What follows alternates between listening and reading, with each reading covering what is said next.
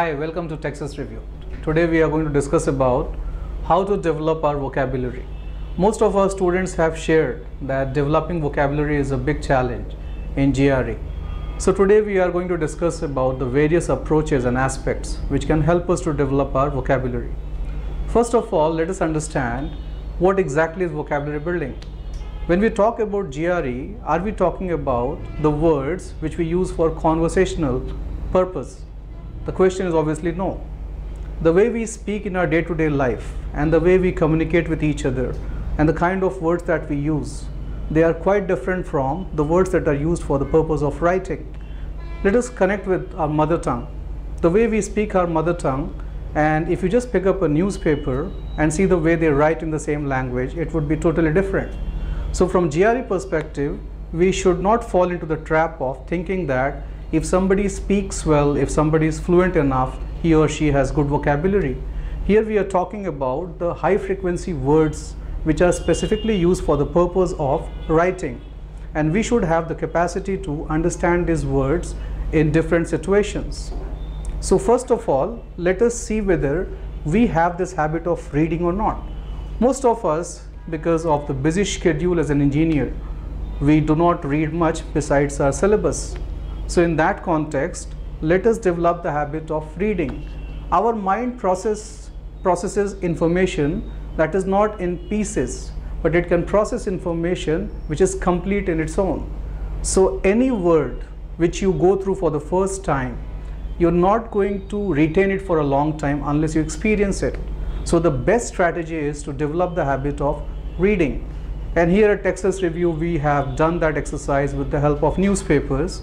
Primarily we use the Hindu newspaper, and we recommend that a student must go through 2 pages on a regular basis. One of the page is the editorial page, the other one is the perspective page.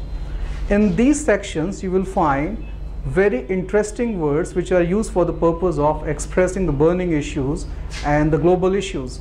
Now these words in a matter of 1 month are repeated 10 to 15 times. So if you develop this habit of reading these 2 pages from the newspaper, the editorial page and the perspective page, first time when you get a new word, you will definitely check the meaning. Second time when you are going to check the meaning once again probably. Third time, your mind will give you some hint and you can anticipate the meaning. By the time you see the same word for the 5th time, your mind would have understood the connotation, the meaning and the way it is, and it's going to retain it for a long time. So make sure that you develop the habit of reading. Your mind should be able to process different types of information as much as possible.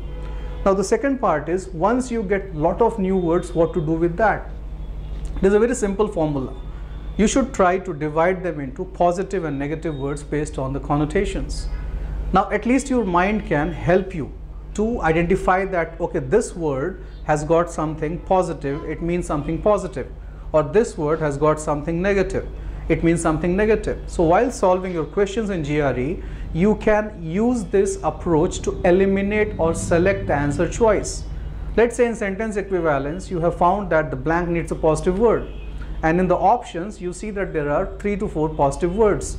So at least you can eliminate the 2 negative words which are not going to bother you at all, whether you know the meanings or not. The second approach can be that each word has got a specific collocation. Collocation means that that word is used in a particular situation or scenario. For example, words pertaining to art, words pertaining to politics, words pertaining to social issues. So the second step which you follow is, whenever you learn a new word, try to connect that word to a particular connotation and make sure that your mind starts giving you some hint and idea about how to remember it in terms of which context was it used. If you follow these 2 strategies, within a week you will see a lot of improvements, and all these high frequency words which seem unfamiliar to you will start looking very familiar, and you would love to see them again and again, and this habit of reading can develop and improve your scores by 10 to 15 points. So thank you very much. In our next video, we'll discuss some more strategies about vocabulary building.